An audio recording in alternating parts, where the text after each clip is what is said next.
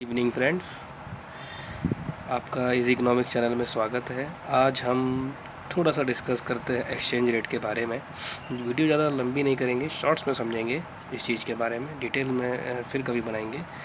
तो exchange rate के बारे में बात करें तो एक्सचेंज रेट टू टाइप्स के होते हैं। First one is fixed exchange rate, second one is floating exchange rate. Floating exchange rates को फ्लेक्सिबल एक्सचेंज रेट भी कहते हैं।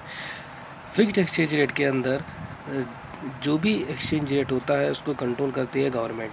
तो आपको शॉर्ट टर्म समझ लेना है। फिक्स्ड के अंदर जो होती है गवर्नमेंट होती है, और फ्लोटिंग के अंदर demand and supply of market ये डिसाइड करती है कि एक्सचेंज रेट क्या होना चाहिए। तो गवर्नमेंट कैसे इसको कंट्रोल करती है? अपने दो चीज़ों से करती है। एक है टैक्स, दूसरा है एक्सपेंडिचर, जिसको हम गवर्नमेंट एक्सपेंडिचर भी कहते हैं, इट्स जी। और फ्लेक्सिबल के अंदर आपका CRR यानी cash reserve ratio, reserve repo rate, SDF, reverse repo rate, SLR, bank rate etcetera, इन सब के थ्रू हम एक्सचेंज रेट को कंट्रोल करते हैं। अब हम थोड़ा और जानते हैं इस चीज़ के बारे में, थोड़ा सा और समझने की कोशिश करते हैं फिक्स्ड और फ्लेक्सिबल कैसे वर्क करता है। अगर इन्फ्लेशन है, यानी कि इकॉनमी में अगर इन्फ्लेशन है तो क्या करती है गवर्नमेंट? टैक्सेस को बढ़ा देती है, एक्सपेंडिचर को कम कर देती है।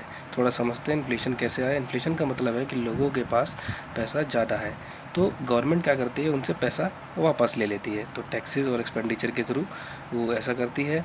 ठीक है। फ्लेक्सिबल एक्सचेंज रेट के अंदर जो रेट्स होते हैं ये सारे उनको बढ़ा देती है, यानी कि उनसे कैसे पैसा लिया जाए, यानी कि सारे जो रेट्स होती हैं उनको बढ़ा देती है। और भी इसके अंदर कुछ बैंक रेट, ऑपरेशन रेट है ना, ये सारी चीज़ होती है उनको इंक्रीज़ कर देती है, यानी कि कैसे कस्टमर से पैसा लेना है। डिफ्लेशन के अंदर इसका उल्टा कर दीजिए, टैक्सेस को कम कर देती है, एक्सपेंडिचर को इंक्रीज़ कर देती है, और ये सारे रेट जो है फॉलो हो जाते हैं। अब जरा हम एक और कंडीशन देखते हैं, रिसेशन और डिप्रेशन की। रिसेशन का मतलब होता है कि कंडीशन जो है, जो इकॉनमी है जो डाउनवर्ड की तरफ जा रही है। तो इस केस में क्या होता है? टैक्सेस को फॉल करवाते हैं और एक्सपेंडिचर को बढ़वाते हैं ताकि लोग ज़्यादा से ज़्यादा इन्वेस्ट करें। डिप्रेशन के अंदर पर इस केस उल्टा होता है, टैक्सेस को कांस्टेंट रखा जाता है, एक्सपेंडिचर को बढ़ा दिया जाता है। अगर टैक्स को कांस्टेंट नहीं रखेंगे तो कंडीशन सीवियर कंडीशन में जा सकती है। ठीक है। अब थोड़ा सा और आगे बढ़ते हैं। अब थोड़ा सा जनरल फैक्ट्स के बारे में। इन्फ्लेशन टारगेट किया गया था RBI के द्वारा 4+2, यानी कि टोटल 6 कर सकते हैं, 6 से कम होनी चाहिए। मगर करंट रेट जो क्या चल रहा है, 3.2 चल रहा है। आने वाले टाइम में बताया जा रहा है कि हमारी इंडियन इकॉनमी में डिफ्लेशन देखने को मिल सकता है। तो इस केस में आप खुद बताइए, कमेंट्स करिएगा कि गवर्नमेंट अब क्या करेगी, क्या स्टेप्स लेगी। और बने रहिए ऐसे ही मज़ेदार वीडियोज़ के लिए। Thank you.